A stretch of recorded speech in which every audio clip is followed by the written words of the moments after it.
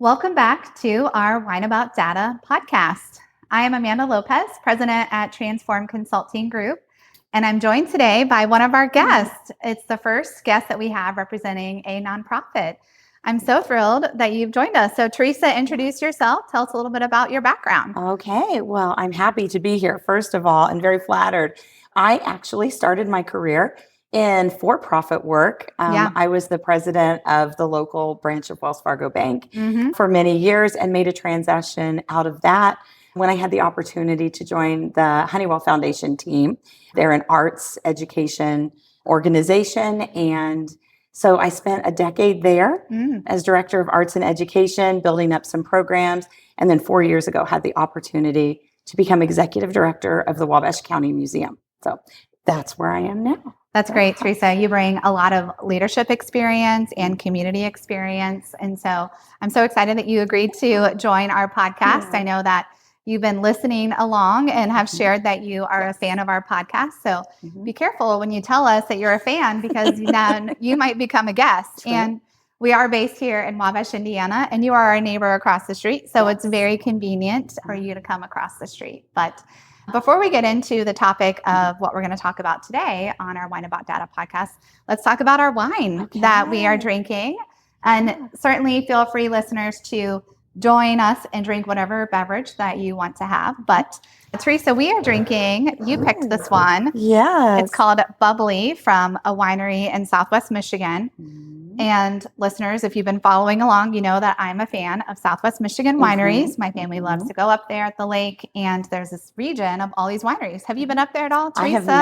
I have not, but I'm a recent empty nester. So Jeff and I are looking at opportunities to entertain ourselves. So. Well, that's exciting. Yeah. But I let you pick this wine. So what was it that drew you to this wine? I have to be honest, I am not a wine connoisseur. And so I picked it by the label. It's so much fun. How could we not pick this one? Yes. And I believe it's a rosé. So let's try it out. Let's try it. Yeah. It's good. What do you think? I think it's very good. I like it. Well, thank you. So today on our Wine About Data podcast episode, we're really going to be talking about what does data look like for a nonprofit leader. So an executive director or a leader of an organization. Why is data important for you and your organization? And, maybe what are some lessons learned as you've been in this role and in this sector for a long time. So here at TCG, we love working with nonprofit community-based organizations. And full disclosure, Teresa and I have worked together. The museum has been a client of Transform Consulting Group. So it's been a pleasure and so much fun to get to know you and the museum and all the great work that you're doing in the community. So Teresa, let's kick it off with a question of, in your experience of working in the nonprofit sector, what have been some of the challenges that you've faced and you think nonprofits face when it comes to data? When I made the transition from a large established nonprofit organization to a smaller community-based one of the challenges I realized right away is that data hadn't been a priority. They were kind of moving day to day without really building in the processes and then collecting the results so that they were reportable. And actually in my first year at the museum, I reached out about a grant and the person said, well, you can apply as a nonprofit, but it's really for organizations that provide a service to the community. And I thought, wow, we do provide a massive service to the community. And clearly the information that we're sharing, the messaging that we have out there is not telling that story. And so that's when we really started to dig in to ways that we could better capture that information. Yeah, that's like such a great, I think, perspective, because sometimes too, if we haven't been in a different organization, we don't know if this is normal.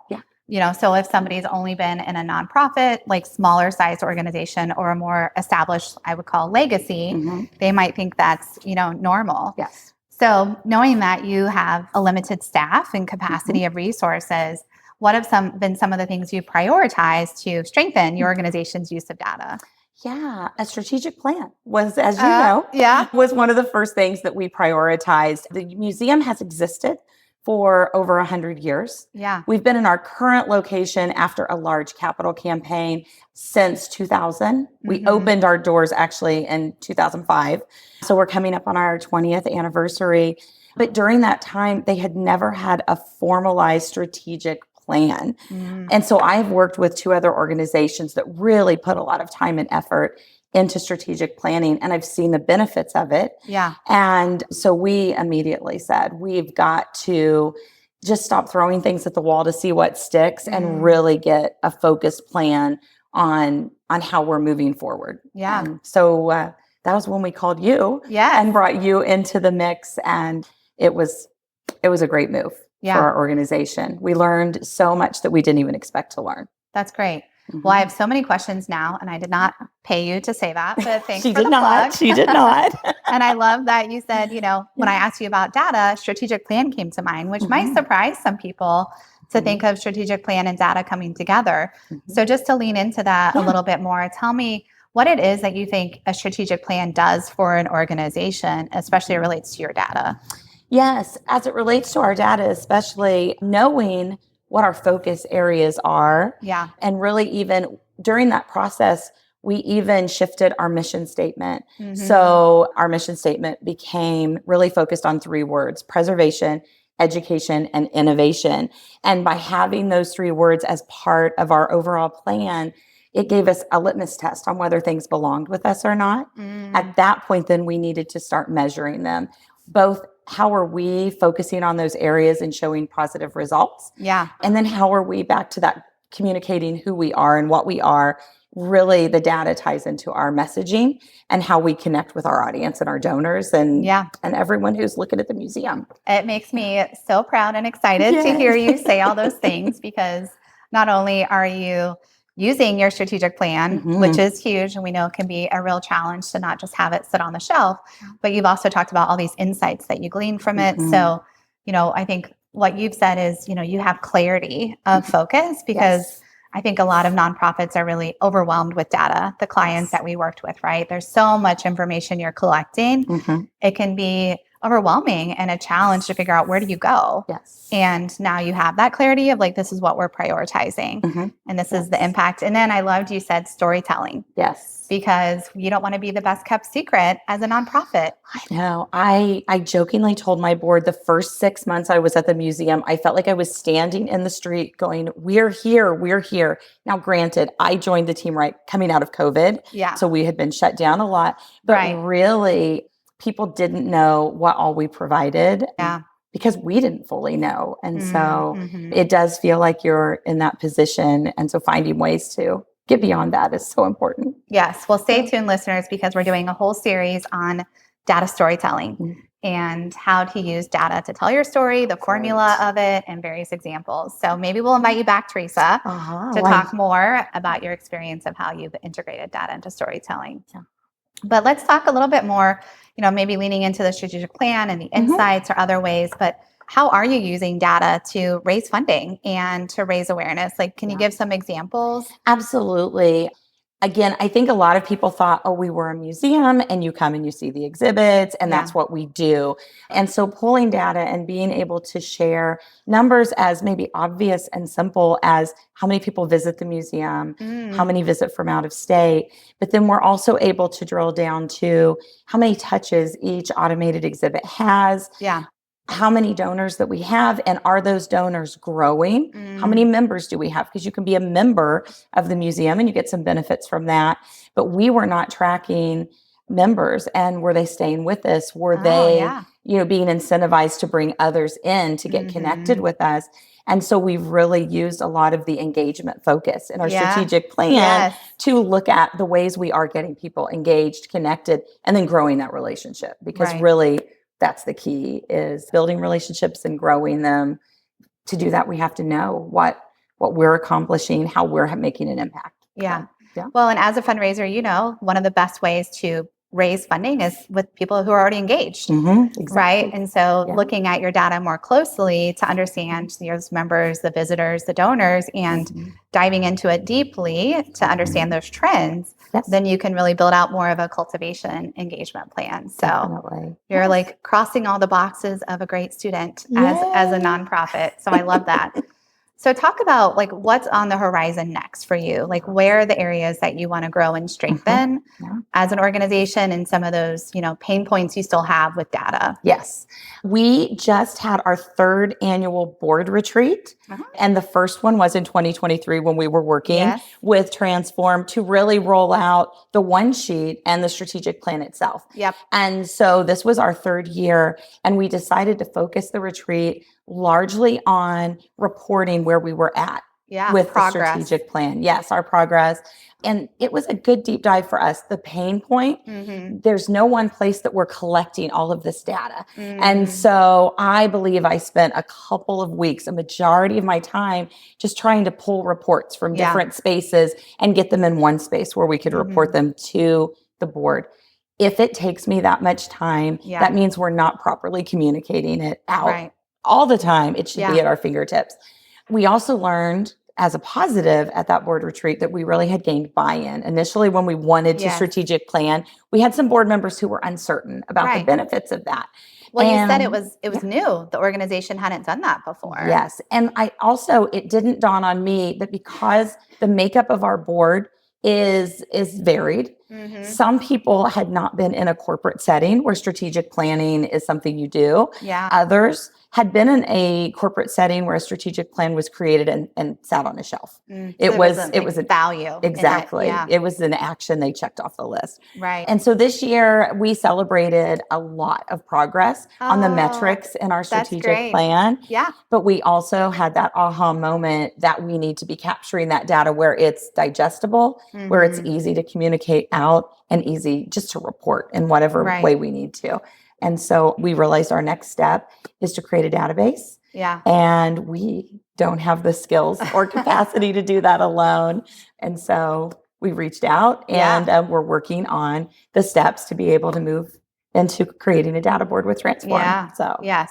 Because like you said, I think a dashboard, it was just an aha moment for you and your staff to realize, gosh, like I want to be able to track this data more regularly and share it with my board and staff, and it's pulling it in different places. Yes. And so if I want to be data informed, right, it's not very easy or accessible to do that. Right. I would think the number one enemy to being data informed is if it's hard to get the data and collect that and report it, then people tend to move away from using it. Right. And so we're going to work with the team. We have a staff of 5 full-time employees, so capacity is always an issue, but also having things at their fingertips that they can use in their jobs is important. So, I love that you transitioned about your staff, because I think our listeners, a lot of them are also leadership positions, executive directors or directors, and they have a team.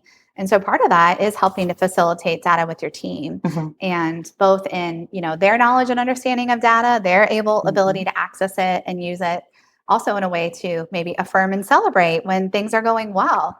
So maybe if you can share a little bit about how you've been able to integrate data with your staff and, what are the things you like that you're doing and areas too maybe you want to strengthen. Yeah. So we recently promoted 2 team members into director positions and formed a leadership team. So the 3 of us function as a leadership team, and they are fairly new into that area of leadership. Yeah. And so there are some things I just assume everyone knows. Yeah. And so we're learning that language of making sure that they can see the picture and that we're talking through how we got there. Because there are several things I've done it before, but they haven't. And so again, I think being able to tie in the strategic plan, the metrics, all of these things that we're tracking into helping them grow as leaders and understand why decisions are being made. I think sometimes it feels like, well, that just happened, but it's always an informed decision that takes a little time to pull together. So that has been an incredible benefit to the museum, and it allows me to focus on the areas I can focus on as the 2 of them grow in their leadership positions as well. That's so exciting. I love to hear you talk about wanting to invest in your staff and those leadership development opportunities, but also that awareness that it takes time, right? And so not all of us have the same background and knowledge coming into this. Yeah. So Teresa, some of our listeners and the work that we do at TCG works with foundations, those who are providing funding and support. And I know that you interact with foundations, both in, cultivating grants and funding support. What are the things that you wish foundations knew that nonprofits, need or supports needed just related to data? Ooh, that's a tough question. I think that so many of them don't have the chance to actually get to know the organizations. You do the grant application. It takes so much time.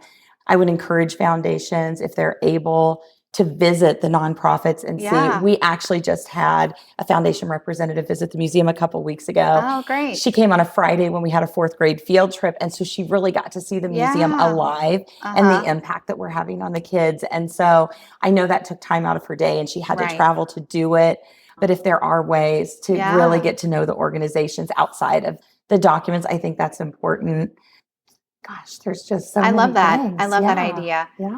This may not be like the best example, but when we work with nonprofits who are wanting to grow their funding and raise funding, we liken their relationship to a foundation as like dating, right? You want to build a rapport in a relationship and go on dates. And so, but also try to have them get to know you, just like if you were dating somebody and you do activities together, you get to know them. And so I love that idea of inviting them to an event where you're already there, because like you said, if they just come to visit the staff, they're not seeing you interact, right? So if you're working with kids and it's okay, have them come and watch what that looks like. So you get to really see the mission underway. Yes. Well, Teresa, our time has gone fast. I feel like I could just ask you 20 more questions, and maybe that means we have to have you come back. But as we transition to wrap up this episode, what would be, one tip or one thing that you want to be able to share with our listeners that you wish they could do as a fellow nonprofit leader? Yeah, it's kind of a 2-part answer. I thought about this one before coming. Celebrate the things that you're doing well. I think so often we get in the weeds and we're busy and we're running our organizations and focusing on the team that we forget to tell ourselves we're doing things well and to be aware of what those are. And then on the flip side of that, I'm a big Clifton Strength Finders person. Focus on your strengths and find partnerships that help you with your weaknesses. And so figure out where the areas of your organization that you don't know as much or that you struggle or maybe you just don't even enjoy, and find partners or community members that you can sit down with and learn from them or pull them in to help strengthen you there. So I guess I could have just boiled that down by saying, celebrate yourself and build a community. But no, I think those are so great. And I love that you started off with those wins. And that's what we like to say a lot too about data, because there can be a lot of fear, I think, and intimidation. And really data can be a great way to celebrate with your staff and your clients and your board. Like, wow, look at all the great things we are doing. And it provides that validation. And we don't have to do it all on our own. We don't have to be an island. Exactly. Yes. In fact, it can become very frustrating when you're trying to juggle all the balls in the air alone. Absolutely. And lead to burnout. Well, we hope that our Wine About Data podcast is creating a community for our listeners and that you can hear that you're not alone, that some of these challenges that maybe you're going through, others have gone through, and that there can be partners, whether it's TCG or others in your community, that can walk alongside you and help you shore up the solutions. So we have covered a lot of content today, but hopefully I've given you one less thing, or we've given you one less thing to whine about. We do have more exciting guests coming up this year, so you don't want to miss these conversations yet. If you haven't yet, please subscribe to whatever podcast channel you listen to so you can follow along. And we ask for you to leave a review if you have. Let other people know what you think about our podcast so they might be willing to find us here. So in the meantime, Teresa, let's cheers to all the great work at the museum. Cheers, everybody. We're giving you one less thing to whine about. Thank you.